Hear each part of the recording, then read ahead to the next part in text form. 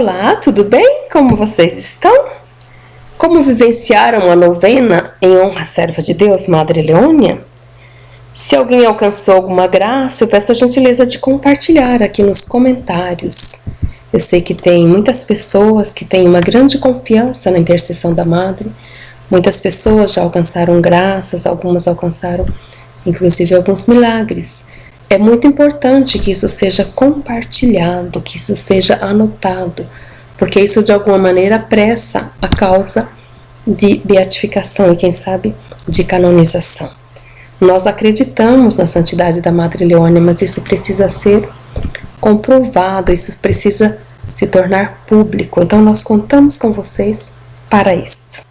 Então no dia 10 de julho, antes da novena, nós começamos a compartilhar a bula de proclamação do jubileu ordinário do ano de 2025, que foi promulgada pelo Papa Francisco, e que tem como tema a esperança. A esperança não decepciona.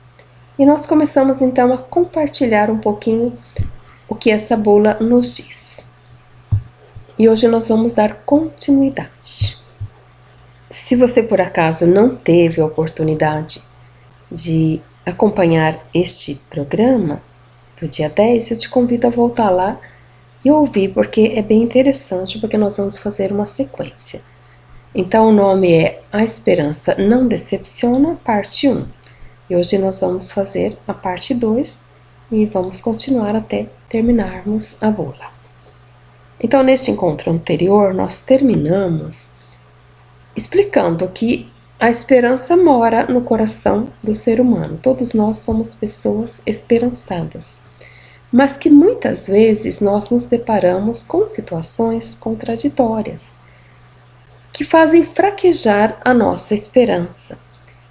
E nós terminamos pedindo ao Espírito Santo que aumentasse em nós a esperança, que fortalecesse a nossa esperança, porque nós precisamos muito da esperança para viver a nossa peregrinação nesta vida, nesta terra, para vivermos a nossa vocação. A palavra de Deus nos ajuda a encontrar as razões para isso. Deixemo-nos guiar pelo que o apóstolo Paulo escreve precisamente aos cristãos de Roma. Uma palavra de esperança. E Paulo diz assim, em Romanos 5, uma vez que fomos justificados pela fé, estamos em paz com Deus por nosso Senhor Jesus Cristo. Por ele tivemos acesso na fé a esta graça, na qual nos encontramos firmemente e nos gloriamos, na esperança da glória de Deus. Ora, a esperança não engana, porque o amor de Deus foi derramado nos corações pelo Espírito Santo que nos foi dado. Aqui neste texto, São Paulo oferece-nos vários pontos de reflexão. Nós sabemos que a carta aos Romanos assinala uma passagem decisiva na atividade evangelizadora de Paulo. Até então, ele havia desenvolvido a sua ação evangelizadora na zona oriental do Império. Mas agora, espera-o Roma, com tudo o que Roma representa aos olhos do mundo naquele tempo. Um grande desafio há de se enfrentar em nome do anúncio do Evangelho, que não conhece barreiras nem fronteiras. A Igreja de Roma não foi fundada por Paulo. Nós sabemos que Paulo foi para lá quando ele foi preso e condenado, né? Ele foi para lá prisioneiro. E embora tenha ido como prisioneiro, ele sente um desejo vivo de chegar lá, logo que possível, para levar a todos o Evangelho de Jesus Cristo morto e ressuscitado, como anúncio da esperança que realiza as promessas. Introduz na glória e não desilude, porque está fundada no amor. Que lindo isso em Paulo, né? Mesmo prisioneiro, ele vai como missionário, consciente de sua missão, com aquele zelo profundo, com aquele coração ardente, coração missionário. Com efeito, a esperança nasce do amor e funda-se no amor que brota do coração de Jesus transpassado na cruz. E Paulo diz assim: se de fato, quando éramos inimigos de Deus, fomos reconciliados com Ele pela morte de seu Filho, com muito mais razão, uma vez reconciliados, havemos de ser salvos pela sua vida. E a sua vida manifesta-se na nossa vida de fé, que começa com o batismo, desenvolve-se na docilidade à graça de Deus e é por isso animada pela esperança, sempre renovada e tornada inabalável pela ação do Espírito Santo. Na verdade, é o Espírito Santo, com a sua presença perene no caminho da Igreja, que irradia nos crentes a luz da esperança. Mantém-na acesa como uma tocha que nunca se apaga, para dar apoio e vigor à nossa vida. Com efeito, a esperança cristã não engana nem desilude, porque está fundada na certeza de que nada e ninguém poderá jamais separar-nos do amor divino. Olha que beleza, hein? E São Paulo, em Romanos 8, diz e nos pergunta: quem poderá separar-nos do amor de Cristo? A tribulação? A angústia? A perseguição? A fome? A nudez? O perigo? A espada? Não, nada disso poderá nos separar do amor de Cristo. Por quê? Porque em tudo isso saímos mais do que vencedores, graças àquele que nos amou. E ele continua: estou convencido de que nem a morte, nem a vida, nem os anjos, nem os principados, nem o presente, nem o futuro, nem as potestades, nem a altura, nem o abismo, nem qualquer outra criatura poderá nos separar do amor de Deus, que está em Cristo Senhor nosso. Olha que beleza essa firmeza de Paulo, essa certeza, essa fé. Por isso mesmo, esta esperança não cede nas dificuldades. Por quê? Porque ela funda-se na fé e é alimentada pela caridade, permitindo assim avançar na vida.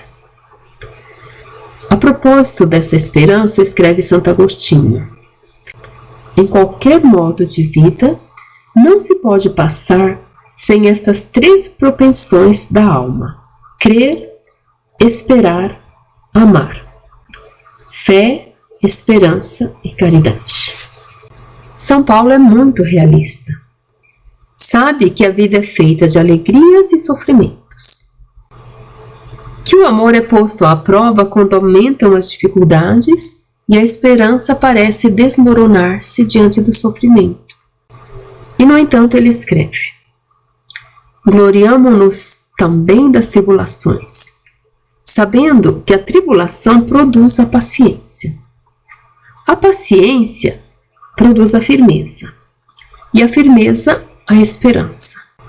Para o apóstolo, a tribulação e o sofrimento são as condições típicas de todos aqueles que anunciam o Evangelho em contextos de incompreensão e perseguição.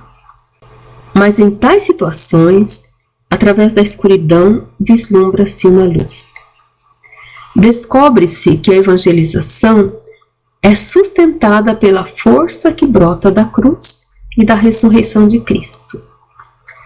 Isto faz crescer uma virtude, que é parente próxima da esperança, a paciência.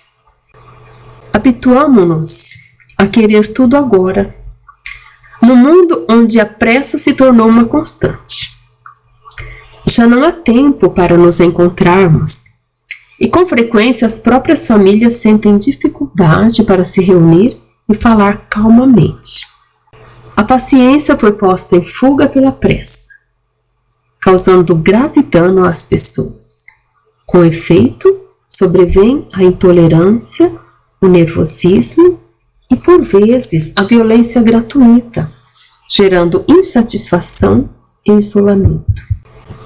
Além disso, na era da internet, onde o espaço e o tempo são suplantados pelo aqui e agora, tudo a um clique, né? A paciência deixou de ser de casa. Se ainda fôssemos capazes de admirar a criação, poderíamos compreender como é decisiva a paciência. Como é decisivo saber esperar a alternância das estações com seus frutos. Observar a vida dos animais e os ciclos do respectivo desenvolvimento. Ter os olhos simples de São Francisco, que no seu Cântico das Criaturas, escrito precisamente há 800 anos, sentia a criação como uma grande família, chamando o irmão ao sol e à lua irmã. Redescobrir a paciência faz bem a nós próprios e aos outros.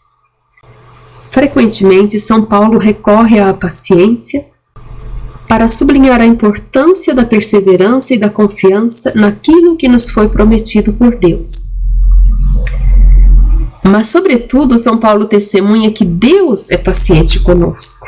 E como é? Ele que é o Deus da paciência e da consolação. A paciência também é um fruto do Espírito. E ela mantém viva a esperança e a consolida como uma virtude e um estilo de vida. Por isso, aprendamos a pedir muitas vezes a graça da paciência, que é filha da esperança, e ao mesmo tempo o seu suporte. Então, na nossa dezena missionária de hoje, nós vamos pedir isso, a graça da paciência. Vocês são pacientes? Escrevam aí nos comentários. Concedei-me, Senhor, o dom da paciência, né? Tem até uma piada que diz, Senhor, dai-me a paciência e eu quero agora. Então, assim, nós vivemos nesse mundo tão atribulado, tão corrido, né? E o Papa Francisco vem nos chamar a meditar e a passar um ano nos aprofundando na importância da esperança, de não perder a esperança.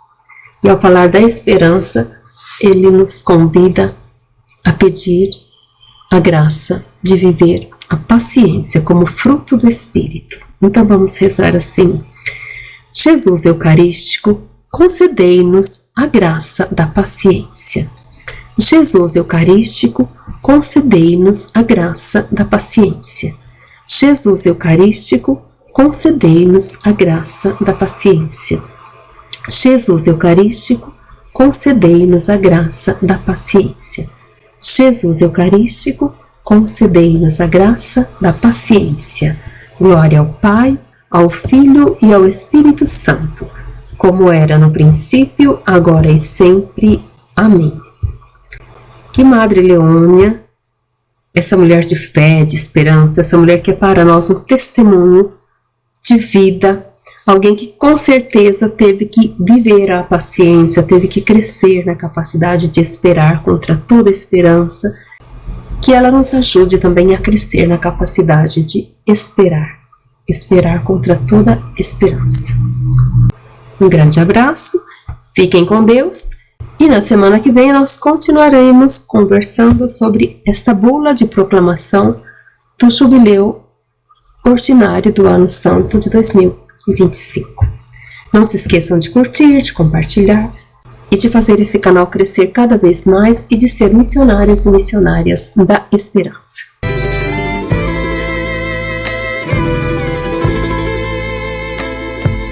Virgen de la esperanza, en nuestra marcha danos tu luz. Queremos ir contigo por el camino que abre la cruz. Cielo y tierra nueva, esa es la meta de nuestro andar. Somos la iglesia en marcha que hacia la Pascua cantando va. Madre del pueblo, concédenos